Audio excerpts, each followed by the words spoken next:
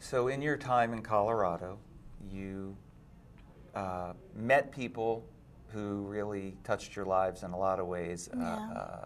One story was the milk truck. Oh, yeah. The milk truck, and you met some influential people, and you wound up in a town, and there was some glass blowing involved. And that's right. So there's a segue here, because Amy also does glass blowing. She started out making perfume bottles, and now makes this incredible Honu jewelry. And we'll get some pictures up for you to see of the Honu jewelry. But tell the story of the milk truck and that time that you got hired to do the glass blowing. Okay. Well, basically what happened was it kind of started earlier than that. It started when I was 11, and I went to the county fair with my dad, and there was 3 of us kids, and we were all given $20, which was, you know, I'm 39, so $20 back when I was 11 was a ridiculous amount of money. And we were told we could ride the rides, we could eat as much popcorn as we wanted, you know, the whole world was our oyster. And we were to meet at the first booth in 3 hours. My dad would come pick us up.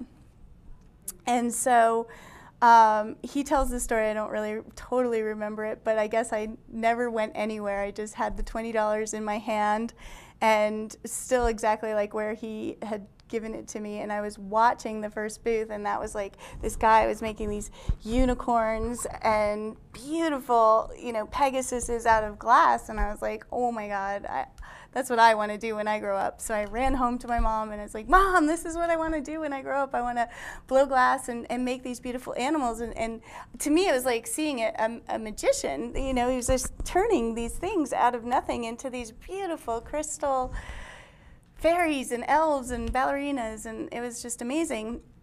And so my mom and I tried to figure out, well, how do you start a career in glass blowing at 11 years old? So the only thing we could think of was to write to Steuben Glass. And so, bless my mom, she totally wrote the letter, and we sent it off, and of course they didn't answer. They don't want an 11-year-old in a potentially hazardous environment of hot glass. Exactly, right. exactly. So then fast forward. Fast forward, yeah. And I've done some shaman training at this point, and I am living as a healer in Boulder, Colorado, and I end up in this artist community. Our truck breaks down, and there's these glass blowers. And I would go over there every single day, mesmerized. It was like, wow, I want to watch the glass blowers. And I'd wake up early so I could go see them. Some of them got up early. Most of them came in at like 4 in the afternoon, actually. But so I would go and I would watch, and I realized that I didn't want to ask any questions. I kept realizing that what would happen is glass would give me the answer. So everything that would happen, I guess I just somehow absorbed it, you know, because then at one point somebody said, here, make these for me. And I get on the torch, and the thing they were making was so boring that I didn't want to do it. Pipes. Right.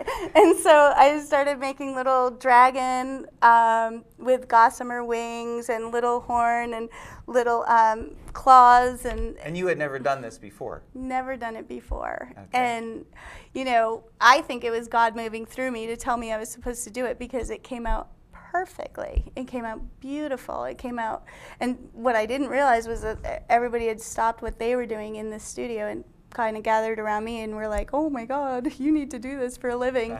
So that's when I said, yeah, I guess I do. Okay, so then you came to Hawaii. So Right. what drew you to Hawaii? And how much time have you been in Hawaii? And I knew that I wanted to be an artist and make a full-time living at it. And I also noticed that I also am a playwright. I write books, I sing, I dance, I do a lot of different things. And so I noticed that this creativity that is so much a part of me would hibernate in the winter in Colorado because it was so darn cold. And so what I did was, I thought to myself, Florida, California, like where would I be? Like what you said in your interview. Exactly. Process. Where can I go and get in the ocean 360 whatever days? 365 days. Oh yeah, a week. And so came to Hawaii. Thank you. To work. So I came to Hawaii as a guest, as a tourist, and it just felt incredibly right, and blam, I stayed, and that was... You actually heard something.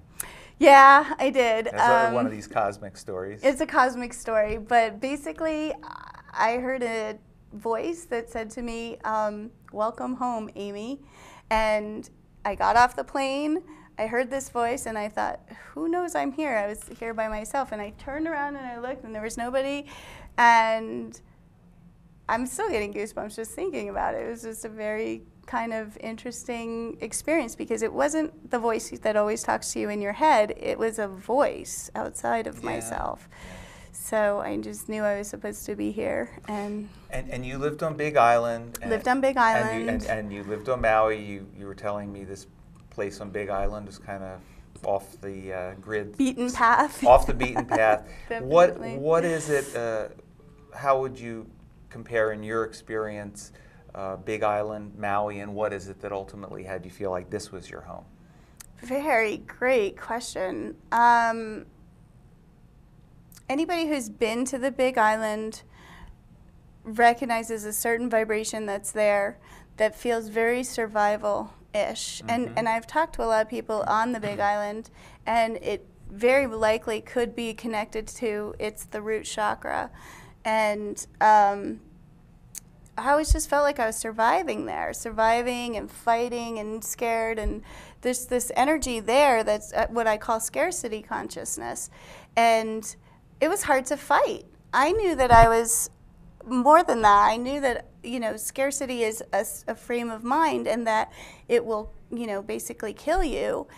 And I knew this intuitively, and yet I wasn't able to, get my head above water. And a lot of people on Big Island have that experience. Got to Maui, boom, it was all different. I just felt loved. It was like a warm hug, and my career took off, and I became successful, and it was just really like, that's how you know. It's like I've never struggled since I've been here. So Gotcha. Yeah.